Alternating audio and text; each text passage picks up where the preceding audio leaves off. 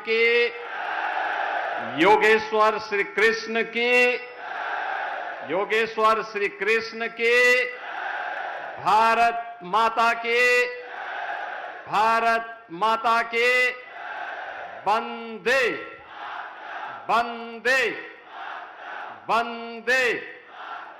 नमः पार्वती पतिये हर हर। राष्ट्र प्रेरणा स्थल पर भारतीय जनता पार्टी के शक्ति केंद्र संयोजकों के आज के इस महत्वपूर्ण सम्मेलन में मुख्य अतिथि के रूप में उपस्थित भारतीय जनता पार्टी के राष्ट्रीय अध्यक्ष माननीय नितिन नवीन जी, भारतीय जनता पार्टी के राष्ट्रीय संगठन महामंत्री सम्माननीय श्री बीएल संतोष जी, भारतीय जनता पार्टी के प्रदेश के अध्यक्ष केंद्रीय वित्त राज्य मंत्री माननीय पंकज चौधरी जी, उत्तर प्रदेश सरकार में मंत्रिमंडल के मेरे वरिष्ठ सहयोगी उप मुख्यमंत्री श्री केशव प्रसाद मौर्य जी, उप मुख्यमंत्री श्री ब्रजेश पाठक जी, प्रदेश संगठन के महामंत्री सम्माननीय धर्मपाल जी, अवध प्रांत के नवनियुक्त क्षेत्रीय अध्यक्ष श्री अवधेश द्विवेदी जी, अवध प्रांत के शक्ति केंद्र संयोजकों के आज के इस सम्मेलन में उपस्थित इस प्रांत के सभी पदाधिकारीगण, शक्ति केंद्र के सभी संयोजकगण, उपस्थित बहन और भाइयों, उत्तर प्रदेश के इस प्रथम शक्ति केंद्र संयोजकों के सम्मेलन में मैं भारतीय जनता पार्टी के राष्ट्रीय अध्यक्ष माननीय नितिन नवीन जी का, राष्ट्रीय संगठन महामंत्री माननीय बीएल संतोष जी का आप सबकी ओर से हृदय से स्वागत करता हूं, अभिनंदन करता हूं। आप में से हर कार्यकर्ता इस बात को जानता है कि 25 दिसंबर भारत के पूर्व प्रधानमंत्री श्रद्धेय अटल बिहारी वाजपेयी जी की जन्म शताब्दी वर्ष के अवसर पर देश के यशस्वी प्रधानमंत्री आदरणीय श्री नरेंद्र मोदी जी ने इस राष्ट्र प्रेरणा स्थल को राष्ट्र को समर्पित किया था। ये राष्ट्र प्रेरणा स्थल वही स्थल है जहां पर भारत को भारत की आत्मा से परिचित कराने वाले स्वतंत्र भारत के 3 महान विभूतियों की जीवन दर्शन पर आधारित उनकी 65 फुट ऊंची प्रतिमाओं के साथ साथ निरंतर प्रेरणा प्रदान करने वाले इस म्यूजियम के माध्यम से देश को और वर्तमान पीढ़ी को एक नई प्रेरणा प्रदान हो रही है। बहन और भाइयों, डॉक्टर श्यामा प्रसाद मुखर्जी भारत की आजादी के आंदोलन के दौरान एक ऐसा नाम जिन्होंने अंग्रेजों की कुटिलता के खिलाफ बंगाल के विभाजन का विरोध करते हुए उस आंदोलन का हिस्सा बनते हुए पूरे बंगाल को पाकिस्तान में देने की साजिश को विफल करने का कार्य किया था, आज का जो बंगाल है, वेस्ट बंगाल है, अगर यह आज भारत के अंदर है और वहां हिंदू सुरक्षित है, इसका श्रेय जाता है डॉक्टर श्यामा प्रसाद मुखर्जी को। आज कश्मीर भारत के अंदर जिस रूप में है, कश्मीर में धारा 370 समाप्त हुई है, श्रद्धेय प्रधानमंत्री श्री नरेंद्र मोदी जी के कारण, माननीय गृह मंत्री श्री अमित शाह जी के कारण, लेकिन प्रेरणा पुंज हैं डॉक्टर श्यामा प्रसाद मुखर्जी जी।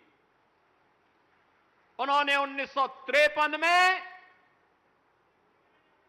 कश्मीर के लिए धारा 370 समाप्त करने के लिए अपने आप को बलिदान किया था।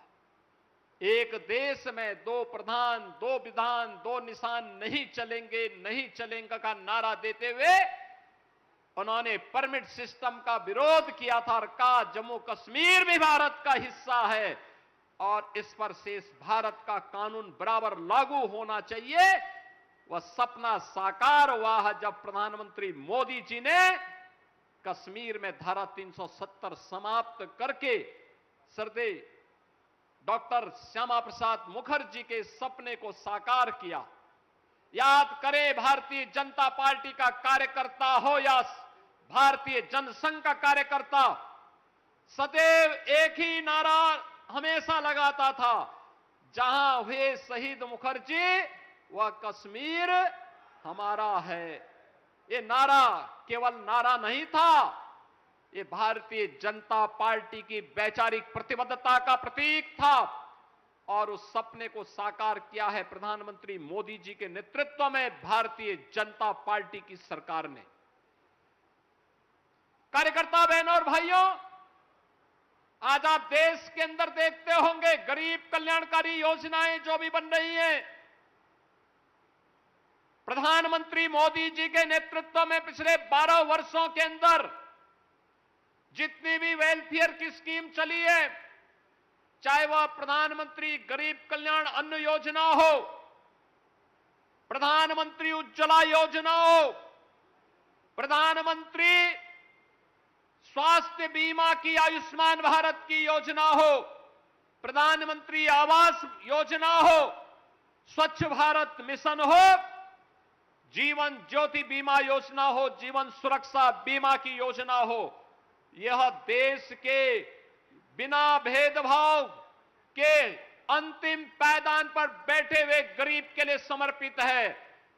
यह अंत्योदय की प्रेरणा हमें प्राप्त होती है पंडित दीनदयाल उपाध्याय जी से, और पंडित दीनदयाल उपाध्याय के उस सपने को साकार किया है प्रधानमंत्री मोदी जी की गरीब कल्याणकारी योजनाओं के माध्यम से। और उन गरीब कल्याणकारी योजनाओं के माध्यम से आज भारत के अंदर बिना भेदभाव के शासन की योजना का लाभ अंतिम पायदान पर गया है, तो उसका प्रेरणा स्रोत है पंडित दीनदयाल उपाध्याय। सुशासन कैसे होना चाहिए, भ्रष्टाचार के खिलाफ कैसे टेक्नोलॉजी का उपयोग करते हुए हम कार्यक्रम को आगे बढ़ा सकें, पहला सूत्र है शासन की स्थिरता। राजनीतिक स्थिरता के बगैर शासन स्थिर नहीं हो सकता। भारत के अंदर राजनीतिक व्यवस्था को, राजनीतिक स्थिरता को समाप्त करके शासन में स्थिरता आए, इसके प्रेरणा है श्रद्धेय अटल बिहारी वाजपेयी जी। याद करिए 1990 के दशक के उस दौर को, लगातार सरकारें बनती थी, बिगड़ती थी, आती थी, जाती थी, खरीद फरोख्त होती थी। 1996 का अटल जी का वक्तव्य सुनिए, जब उन्होंने 13 दिन की सरकार को गंवाई थी, उन्होंने कहा कि नहीं, हम इसको नहीं प्रेरित करेंगे, इसको नहीं आगे बढ़ाएंगे। और उस समय श्रद्धेय अटल बिहारी वाजपेयी जी ने कहा चुनाव का मुकाबला करेंगे। 98 से लेकर के 2004 तक देश के अंदर एक स्थिर सरकार देकर के, राजनीतिक स्थिरता के दौर को भारत के अंदर ला करके फिर सुशासन का एक मॉडल उन्होंने दिया। सुशासन का वो मॉडल जो डॉक्टर श्यामा प्रसाद मुखर्जी और पंडित दीनदयाल उपाध्याय जी की प्रेरणा से आगे बढ़ा था, आज वह देश के अंदर प्रधानमंत्री मोदी जी के नेतृत्व में एक साथ, चाहे वह डॉक्टर श्यामा प्रसाद मुखर्जी का भारत की एकता का संदेश हो, चाहे वह पंडित दीनदयाल उपाध्याय जी का अंत्योदय की प्रेरणा हो, चाहे वह सरदेव अटल बिहारी वाजपेयी जी के सुशासन का मॉडल हो, या अगर किसी ने किया है तो आज देश के यशस्वी प्रधानमंत्री श्री नरेंद्र मोदी जी के नेतृत्व में हमने नए भारत के अंदर देखा है। हमारी पीढ़ी सौभाग्यशाली है कि हमने मोदी जी के भारत की सुरक्षा के मॉडल को, वैश्विक मंच पर भारत की बढ़ी हुई प्रतिष्ठा के इस मॉडल को, भारत की सुरक्षा के मॉडल को, विकसित भारत की संकल्पना के साकार होते हुए मॉडल को आज हम देख रहे हैं, उसको आत्मसात कर रहे हैं।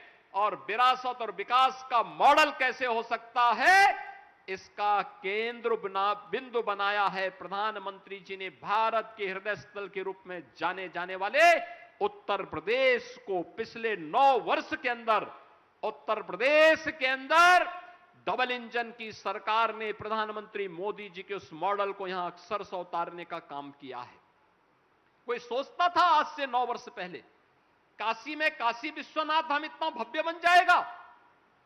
कोई सोचता था अयोध्या में श्री राम जन्मभूमि और अयोध्या नगरी इतनी सुंदर हो जाएगी कि त्रेता युग का स्मरण कराएगी? कोई सोचता था मां विंध्यवासिनी का धाम इतना सुंदर बन जाएगा? कोई सोचता था उत्तर प्रदेश में भव्य और दिव्य कुंभ ऐसे होगा? कोई सोचता था नैमिषारण्य की सुंदरता ऐसे होगी? कोई सोचता था कि वृंदावन और मथुरा में भी द्वापर युग का स्मरण होता हुआ दिखाई देगा? कोई सोचता था सुखतीर्थ फिर से त्रेता युग का स्मरण कर द्वापर युग का स्मरण कराएगा? आज ये सब डबल इंजन की भारतीय जनता पार्टी की सरकार करा रही है। विरासत भी है तो विकास का model, infrastructure, world class infrastructure, highway, railway, metro, inland waterway, rapid rail, इस सब का मॉडल आज यूपी के अंदर मैन्युफैक्चरिंग के एक हब के रूप में यूपी का बढ़ती हुई ताकत। हमारे पास अगर हम ड्रोन बना रहे हैं तो हम ब्रह्मोस मिसाइल भी बना रहे हैं। यही अंतर है। 2017 के पहले पिछली सरकारें माफिया पालती थी, हर जिले में अपने गुर्गों से कट्टा और बम बनवाते थे लूटपाट करने के लिए, और आज हम देश की सुरक्षा के लिए ब्रह्मोस मिसाइल बना रहे हैं लखनऊ में। हमारे लिए राष्ट्र सुरक्षा महत्वपूर्ण थी, उनके लिए अपना लूट तंत्र मजबूत करना महत्वपूर्ण था, और उसके लिए वे लोग लगे रहे। ये वे लोग हैं जिनकी अपनी कोई विचारधारा नहीं। भारत का विरोध करना, भाजपा का विरोध करते करते कब वे भारत का विरोध करेंगे कोई पता नहीं। उनके दैनिक दिनचर्या का हिस्सा है। वे निरंतर इसके साथ लगे रहते हैं। वे लगातार इन कर्मों के साथ जुड़े हुए हैं। उनकी आस्था तब आहत नहीं होती है जब बाबरी ढांचे का समर्थन वे लोग करते हैं, तब भारत की आस्था की चिंता उनको नहीं होती है। जब वह भारत के मानबिंदुओं का अपमान करते हैं, जब लैंड जिहाद, लव जिहाद और थूक जिहाद का बड़ी बेशर्मी के साथ ये लोग समर्थन करते हैं, तब इनको भारत की आस्था और उत्तर प्रदेश की आस्था की चिंता नहीं होती है। लेकिन वोट बैंक की तब चिंता होती है। लेकिन जब भारत की आस्था को आहत करना हो तो प्रत्यक्ष और प्रत्यक्ष रूप से इनके द्वारा प्रहार करने के कोई मौके नहीं चूके जाते हैं। बहनों और भाइयों, हम सबको याद रखना होगा, आज जो विकास दिखाई दे रहा है, आज जो सुरक्षा का मॉडल है, आज जो सुशासन का मॉडल है, और जिस प्रकार से डबल इंजन की सरकार समाज के प्रत्येक तबके के लिए, क्या वो युवा हो, क्या वह आधी आबादी बहन और बेटियों के स्वावलंबन और सुरक्षा से जुड़ा हुआ मुद्दा हो, क्या वह अन्नदाता किसान हो या गरीबों तक शासन की योजना का लाभ बिना भेदभाव के उपलब्ध करवाने का कार्य बिना रुके हुए, बिना डिगे हुए, बिना झुके हुए, बिना थके हुए निरंतर पहुंचाने का कार्य कर रही है। और यही तो पीड़ा है इन विपक्षी दलों को, समाजवादी पार्टी, कांग्रेस, इन सब की चिंता यही है कि जिस तबके को ये जाति के नाम पर बांटते थे, वर्ग के आधार पर विभाजित करते थे, वह तबका तो गरीब कल्याणकारी योजना के माध्यम से गरीब को, किसान को, नौजवान को और महिलाओं को डबल इंजन की सरकार ने अपने के साथ जोड़ने का काम किया है, भारत की एकता और अखंडता के लिए, क्योंकि हर भारतीय जनता पार्टी का समर्पण है और उस कार्य को, उस संकल्प को पूरा कर रहा है भारतीय जनता पार्टी के नेतृत्व में डबल इंजन की सरकार।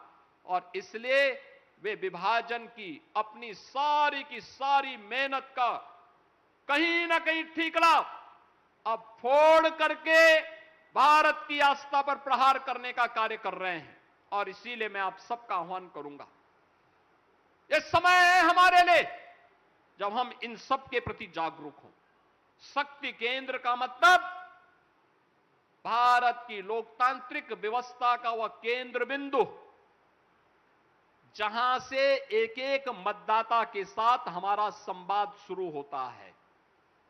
प्रधानमंत्री मोदी जी ने हमेशा कहा है, चुनाव जीतने का मतलब विधानसभा में चुनाव नहीं लड़ा जाता है, चुनाव लोकसभा स्तर पर और जिले स्तर पर और प्रदेश स्तर पर नहीं लड़ा जाता है। चुनाव का केंद्र बिंदु तो बूथ होता है और चुनाव का केंद्र बिंदु शक्ति केंद्र होता है। शक्ति केंद्र, अगर शक्ति केंद्र मजबूत है और हमारा बूथ मजबूत है तो फिर चुनाव हमारे पाले में आएगा ही आएगा। और उस दृष्टि से उसके रखवाले के रूप में आपकी बड़ी भूमिका, उस महती भूमिका के कारण दुनिया के लोकतांत्रिक देशों में सबसे बड़े राजनीतिक दल के रूप में जिस पार्टी ने प्रधानमंत्री मोदी जी के नेतृत्व में यह सफलता प्राप्त की है, उस भारतीय जनता पार्टी के हमारे राष्ट्रीय अध्यक्ष माननीय नितिन नवीन जी आज हमारे इन शक्ति केंद्र संयोजकों के साथ संवाद बनाने के लिए स्वयं प्रदेश की राजधानी लखनऊ में आए हैं। और इस दृष्टि से मैं उनका आप सबकी ओर से हृदय से स्वागत करता हूं, अभिनंदन करता हूं। बहनों और भाइयों, जब शक्ति केंद्र मजबूत होगा तो बंगाल जैसी जीत प्राप्त करने में कोई कठिनाई नहीं होगी। बंगाल की जीत केवल जीत नहीं है, बंगाल की जीत का मतलब पंडित यानी वह डॉक्टर श्यामा प्रसाद मुखर्जी के सपने को साकार करने की जीत है। जिस बंगाल को घुसपैठ का एक अड्डा बना दिया गया था, जिस बंगाल में अराजकता को चरम तक पहुंचा दिया गया था, जिस बंगाल में भारतीय जनता पार्टी के अनगिनत कार्यकर्ताओं ने अपना बलिदान दिया है, उस बंगाल में भारतीय जनता पार्टी की थंबिंग मेजॉरिटी के साथ सरकार बनना इस बात को साबित करता है कि हमारा शक्ति केंद्र मजबूत होगा, हमारे लिए कुछ भी कठिन नहीं होगा। और अगर शक्ति केंद्र मजबूत है तो सब कुछ हमारे हाथ में है। और इसलिए बहनों और भाइयों, मैं आज के दिन पर आप सबको आह्वान करूंगा कि आज राष्ट्रीय अध्यक्ष जी का मार्गदर्शन प्राप्त हो रहा है। राष्ट्रीय संगठन महामंत्री जी एक एक कार्यकर्ता के उत्साह को स्वयं अवलोकन कर रहे हैं, देख रहे हैं, और फिर उसके अनुरूप वे अपने रिपोर्ट और अपना मार्गदर्शन भी फिर भेजेंगे। लेकिन आज के इस अवसर पर ये आप उत्तर प्रदेश के अंदर पहला प्रांत है जो प्रांत राष्ट्रीय अध्यक्ष के साथ, राष्ट्रीय अध्यक्ष जी के साथ अपना संवाद जोड़ करके सौभाग्यशाली हो रहा है। अभी कमेटी गठित हुई और अभी इन्होंने पहला सम्मेलन अपना यहां पर संपन्न करके ये दिखा दिया कि हमारे पास ताकत है और हम लोग के लिए कुछ भी कठिन नहीं। मैं आज के इस अवसर पर आप सबको इस बात के लिए आश्वस्त करता हूं, अपने शक्ति केंद्र का जो कार्य योजना यहां पर अभी प्रदेश अध्यक्ष जी ने आपको दी है, हर माह अंतिम रविवार के दिन मन के बात के साथ उस हर बूथ और हर शक्ति केंद्र के कार्यकर्ताओं को एकजुट होकर के मन की बात को सुनना और प्रधानमंत्री जी किन किन बिंदुओं की ओर चर्चा कर रहे हैं उनको नोट करना, जो आपके प्रदेश से संबंधित हैं उनके बारे में चर्चा करना, और फिर अगर आपके यहां कोई उतारने की कोई ऐसी कार्य है, करणीय कार्य को नोट करते हुए उसको लागू करने का कार्य अगर कर सकेंगे तो आने वाले समय में लंबे समय तक हम न केवल भारतीय जनता पार्टी के लिए अपितु भारतीय जनता पार्टी के साथ ही देश के लिए कार्यकर्ताओं की एक ऐसी फौज खड़ी करवा देंगे जो आने वाले समय में उच्च मूल्यों और आदर्शों के साथ ही राष्ट्र को समर्पित रूप से कार्य करने वाले कार्यकर्ताओं की एक महत्वपूर्ण टीम के रूप में हर एक स्तर पर दिखाई देगी। इस विश्वास के साथ आज जब आप यहां पर आए हैं, हम जानते हैं भीषण गर्मी है। इस भीषण गर्मी में राष्ट्रीय अध्यक्ष जी लगातार कार्यक्रम कर रहे हैं, लगातार उनके दौरे चल रहे हैं, अलग अलग राज्यों में भी चल रहे हैं, और कल से ही कल ठीक 11 बजे वे लखनऊ में एयरपोर्ट पर उतरे और 11 बजे से लगातार उनका कार्यक्रम देर रात्रि तक 12 बजे तक उनका कार्यक्रम कार्यकर्ताओं से मिलन का चलता रहा। अलग अलग कार्यक्रमों के माध्यम से आज प्रातः काल से 8:30 बजे से ही उनके कार्यक्रम निरंतर चल रहे हैं, बिना रुके, बिना डिगे, बिना थके। यही है भारतीय जनता पार्टी की यात्रा। चरेवेति चरेवेति के इस मंत्र को हम सबको भी अपने जीवन में अंगीकार करना होगा।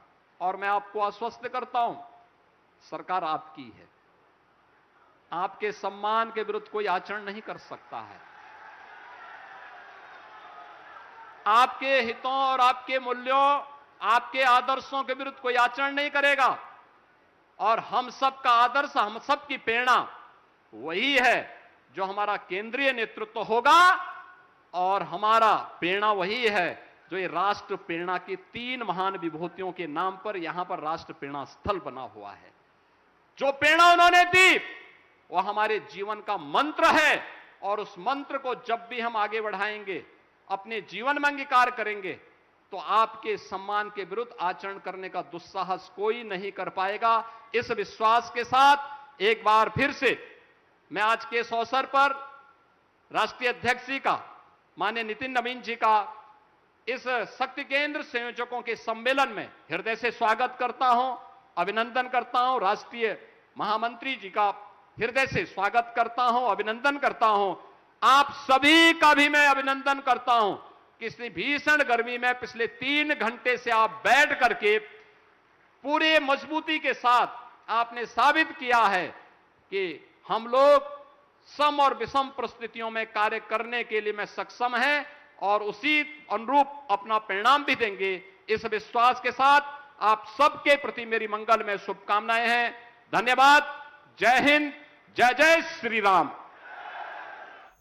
तो मुख्यमंत्री योगी आदित्यनाथ को आप सुन रहे थे। उन्होंने कहा है कि लखनऊ में लगातार देखिए बैठकों का दौर जारी है। राष्ट्रीय अध्यक्ष नितिन नवीन पहुंचे हुए हैं और मुख्यमंत्री ने साफ तौर पर कहा कि इस बार भी बीजेपी की ही सरकार बनेगी। 2017 से पहले सरकारें माफिया पालती थी, लेकिन अब उत्तर प्रदेश में विकास हो रहा है। आज देश की सुरक्षा के लिए ब्रह्मोस मिसाइल बनाई जा रही